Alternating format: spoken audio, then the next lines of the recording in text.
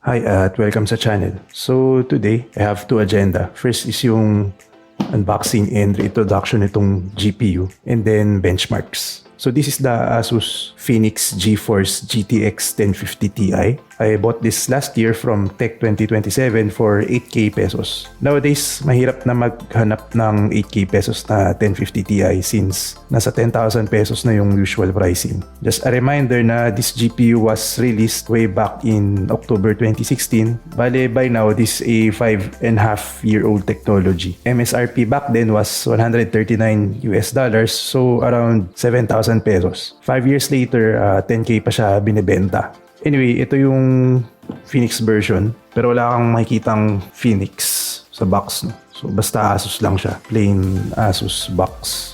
Sa likod, may specification ng fan na gamit, which is dual ball bearing fan, improved cooling efficiency, and 2 times longer lifespan. And then next is may Auto Extreme technology with Super Alloy Power 2. So di ko gets kung ano ibig sabihin nun. Pero siguro kaya sa Asus nakipag-collaborate yung Gundam dahil sa kanilang Gundam yung alloy production. Next is merong GPU Tweak 2 with XSplit Gamecaster. So, para sa akin, bloatware lang ito. Pero may specification siya na pinakita, which is GeForce GTX 1050 Ti and 4GB GDDR5 memory. Meron ding DisplayPort, HDMI, and DVI. Sabi rin sa box, may 3 years limited warranty. Pero 1 year lang kay Tech 2027. So, di ko alam kung paano yung remaining 2 years. Anyway, opening the box.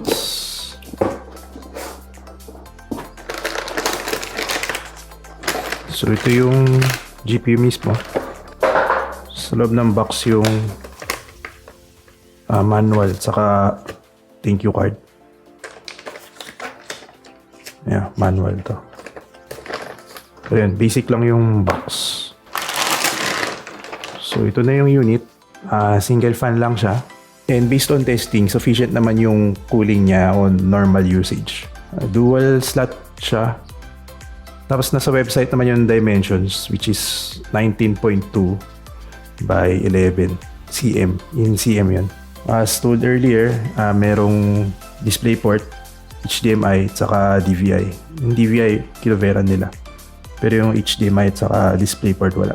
Usually pag ROG Strix, merong cover yung mga output ports. Then, walang backplate, which is, again, okay lang naman. Just good to know. As for power connector, hindi niya kailangan kasi 75 watts lang yung power consumption nitong card, which is the base spec ni 1050 Ti. Pero take note na may ibang 1050 Ti na kailangan ng power connector dahil umaabot sila ng 100 plus watts. Lastly, this is currently the cheapest GTX card. So along with other GTX features, this has NVENC, which is needed if you are an aspiring streamer. I think that's enough for the intro and unboxing. So moving on sa benchmarks, yung setup ko is the usual entry-level kind of setup na Ryzen 3100 with 16GB of RAM in dual channel configuration and XMP enabled. For CSGO on auto high settings, on average nasa 145 FPS siya. This is 83% better than the GT 1030.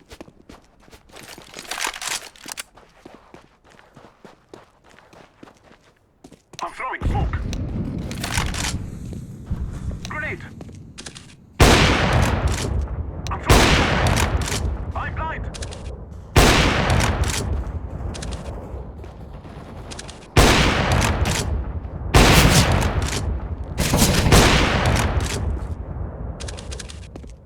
Only one man left.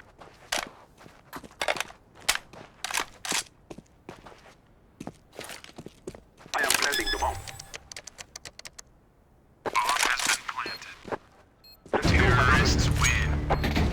For League of Legends, on average, I got 196 FPS, which is, if you look at the charts, parang kapantay lang yung RX 550 and the other two GT 1030s. You might ask, bakit ganun? The answer is, mukhang CPU bottleneck na yung game. If you'd look at the GPU utilization, nasa 60% lang yung usage. So if you want more FPS sa game, na i-prepare mo siya with a 1050 Ti, you might want to upgrade to at least a Ryzen 5 3600 or an Intel i5 10400.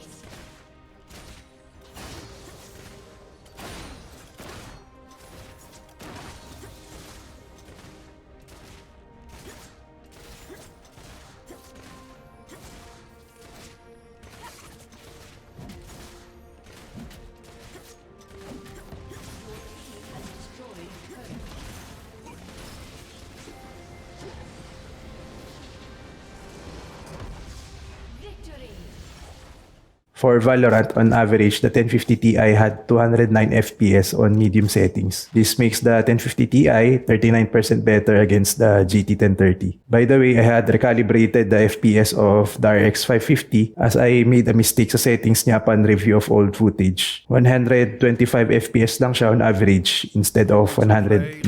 So I'm very sorry for this mistake. There they are. Seek them out.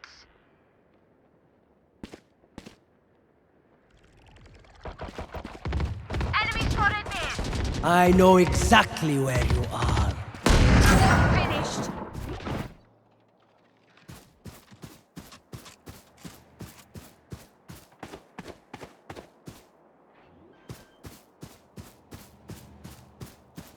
Spike planted. Take flight.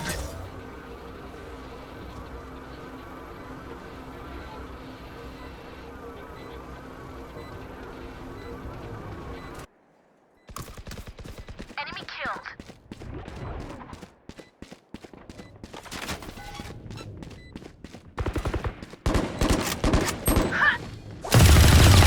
Last player standing.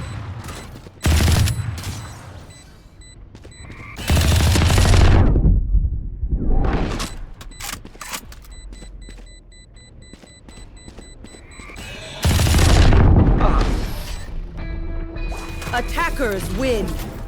For Genshin Impact on medium settings, 1050 Ti had 60 FPS on average. This is already the hard limit of the game as the game has a frame limit of 60 FPS. I also tried to play it on high settings and I got around 43 FPS.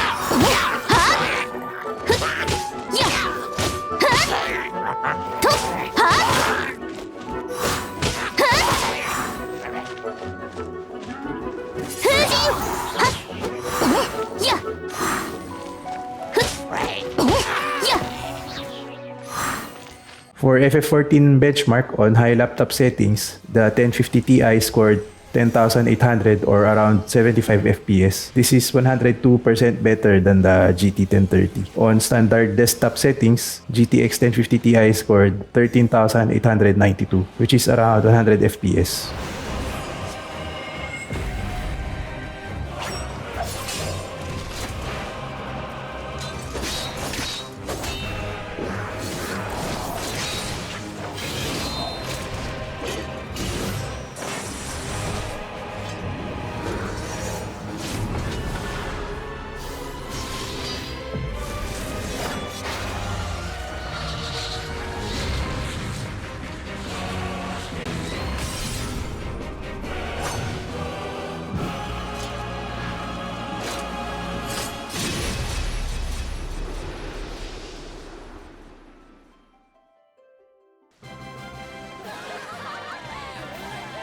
For Apex Legends, on low but 1080p native settings, the 1050 Ti had 97 FPS on average. This makes it 79% better against GT 1030. Leader.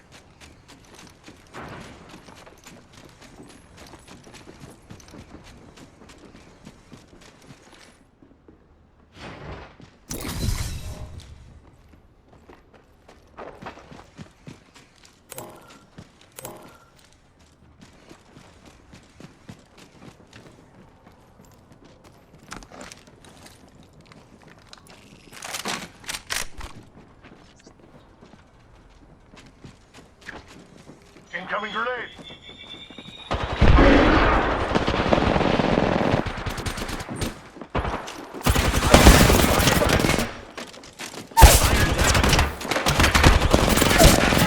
No good, brother.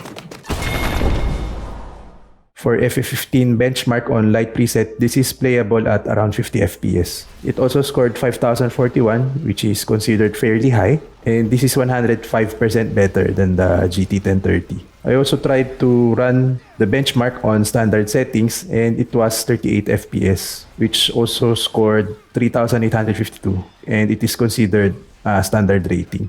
This makes the GTX 1050 Ti your entry level to this game as is playable even on medium settings.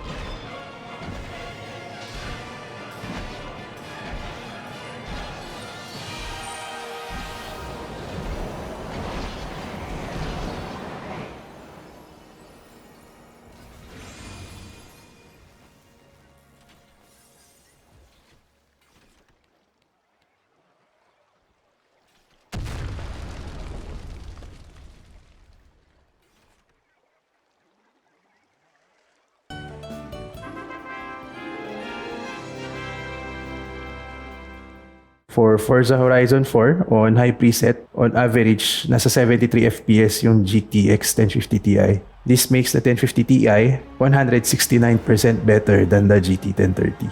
This game is very smooth and playable on this 1050 Ti.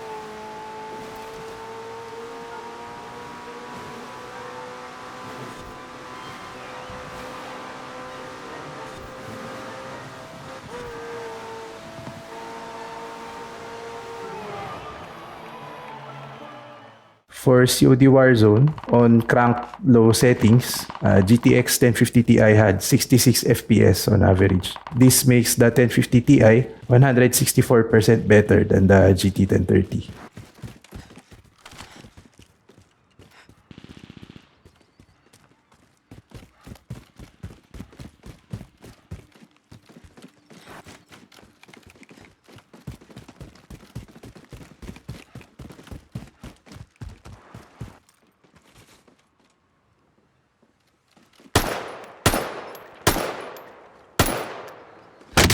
I'm taking fire!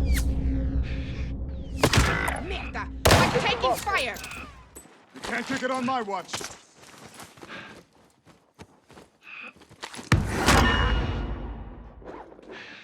You can take me later.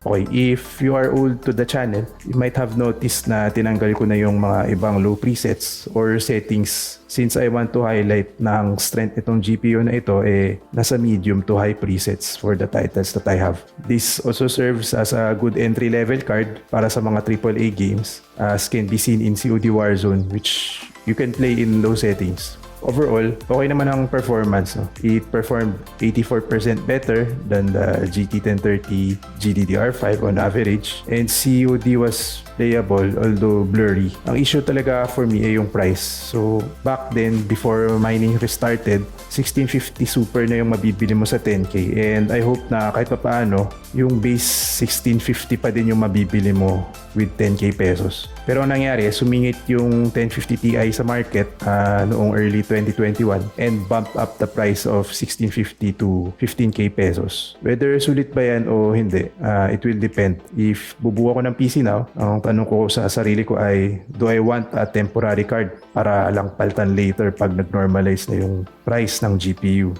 No, I wouldn't buy this as a temporary card since mahal yung 10k. I would just buy whatever yung gusto kong card and suck up the difference. Would I want this as a permanent card? If I am okay sa low to medium settings ng AAA titles, then pwede. Or if I want to play esports titles on medium to high settings, pwede din. For League of Legends, baka lugi since kailangan ko i-upgrade yung CPU ko to maximize the GPU.